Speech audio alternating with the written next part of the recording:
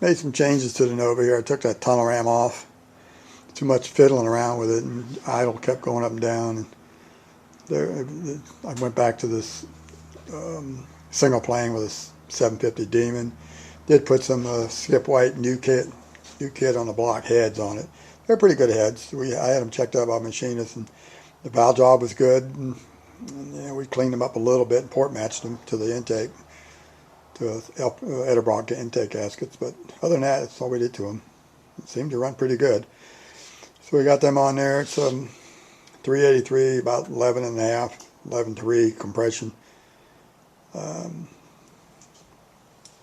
Runs pretty good though. It's a little bit smoother with this single 4-barrel. And the only other thing I did to it really was I added a different shifter to it. What it's got in there now is it's called a kilduff shifter. And I don't know if it works any better than a pistol grip or something, but it's just, yeah, I kind of like it. It's sort of, it's a little, I guess just a little, or, you know, I don't know what you call it. But anyway, it's got 4 levers on it. The one with the red knob on it, that one operates just like a regular shifter. It's a ratchet shifter. You just pull it back into neutral gear or drive or whatever you want to do. It does have a reverse lockout on it, and they are NHRA approved with the reverse lockout.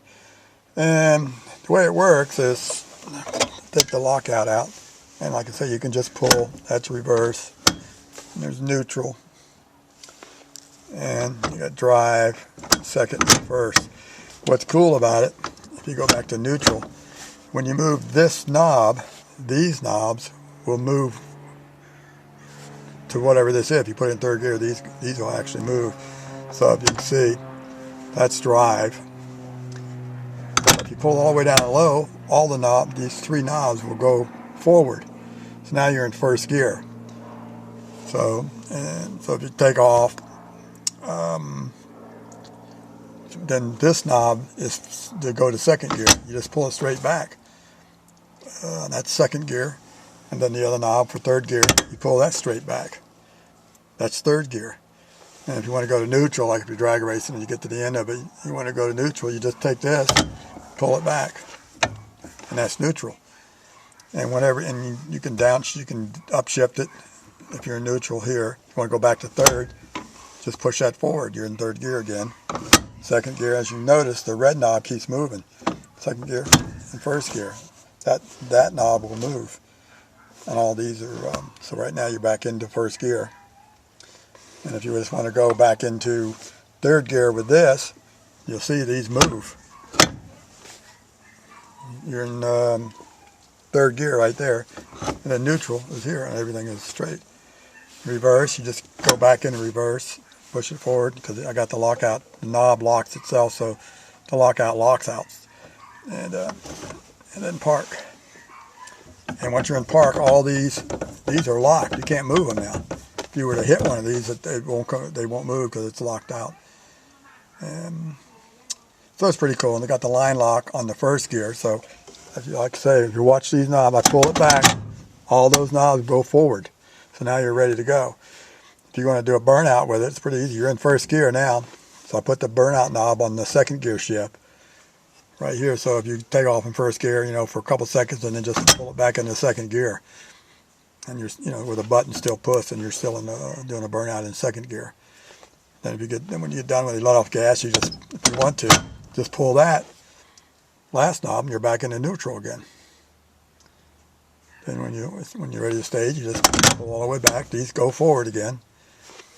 Second gear, third gear, and then neutral. So it works pretty cool.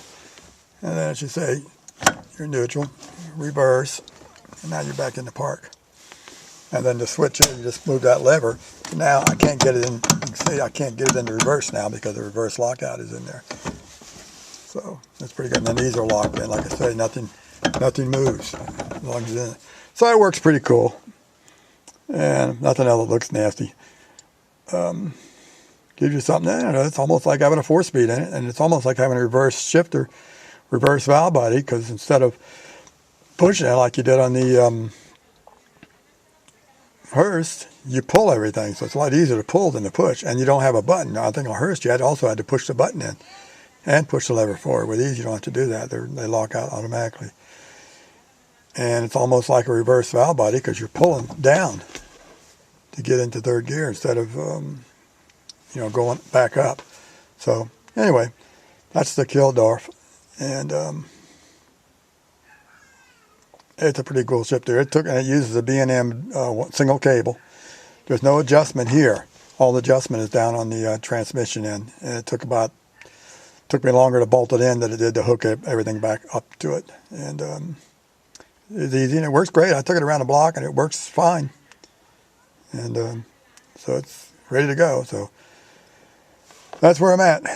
That's what's going on right now with the car. So maybe I'll try to get a video of me actually driving it, maybe shifting like at 6,500 or something. It's got a shift kit in it, so it shifts pretty hard. But that's it. And they're pretty cool.